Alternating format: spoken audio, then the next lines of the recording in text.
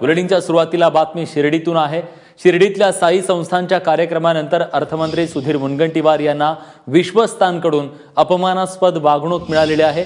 पत्रकारांशी मुनगंटीवार बोलत होते तेव्हा त्यांना बाहेर जाऊन बोलण्यास सांगितलेलं आहे। शिर्डीतल्या समस्या मांडत असताना त्यांना बोलण्यासाठी मज्जाव केला गेलाय।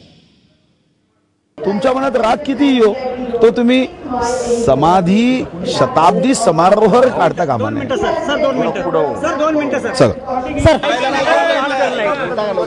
झालं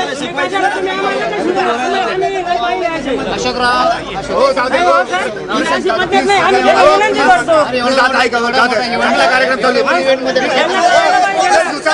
हे कोणासाठी आमच्यासाठी नाही ना इव्हेंट आहे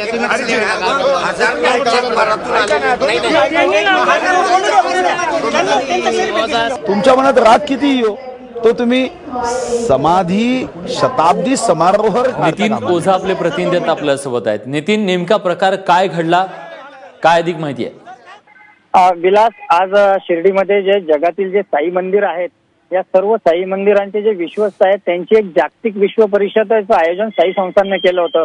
2018 साली जो साई समाधी शताब्दी सोहळा होणार आहे या सोहळ्याच्या तयारीसाठी हे संस्थांनी उत्तम पाऊल उचललं होतं। या कार्यक्रमासाठी अर्थमंत्री मुनगंटीवार, जलसंपदा मंत्री गिरीश महाजन, याचबरोबर विरोधी पक्ष नेते विखे यासह अनेक जण उपस्थित होते।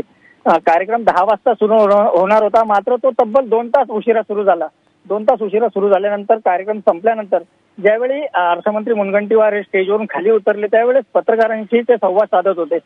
पत्रकारांनी त्यांना शिर्डीतल्या अनेक समस्यांविषयी प्रश्न विचारले, तसेच शिवसेनेचे जे सदस्य विश्वस्त आहेत ते गैरहजर आहे याबाबत माहिती देत असताना त्या ठिकाणी संस्थांचे अध्यक्ष हावरे किंवा विश्वस्त सचिन तांबे हे सुद्धा उपस्थित होते। हे बोलत असताना अचानक जे संस्थांचे जे आता नवीन झालेले विश्वस्त आहेत भोसले हे या त्या ठिकाणी वरतून स्टेजवरून खाली आले आणि अर्थमंत्री मुनगंटीवार यांना थांबवत त्यांनी बाहेर जा आणि बाहेर जाऊन बोला अशी सूचना केली। म्हणजे विशेष म्हणजे एक विश्वस्त ज्या मंत्रिमंडळानं ज्या सरकारनं या विश्वस्तांची नेमणूक केली आहे तोच विश्वस्त या मंत्र्यांना त्या ठिकाणी बोलण्यास मज्जाव करतो व आपली मनमानी करतो, हे आज समोर आलंय विलास।